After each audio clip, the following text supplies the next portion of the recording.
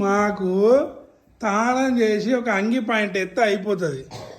మీకు తానం చేసి ఈ డబ్బిటియా ఇటు అట్టుకో తీ నీ అక్క డబ్బల దువ్వెనా లిప్స్టిక్ క్రీము టాబ్లెట్లు powder lip balm makeup lipstick గిన్నె మనుషులు మెయింటైన్ చేస్తే గిదెందుకే ఎందుకే పింకి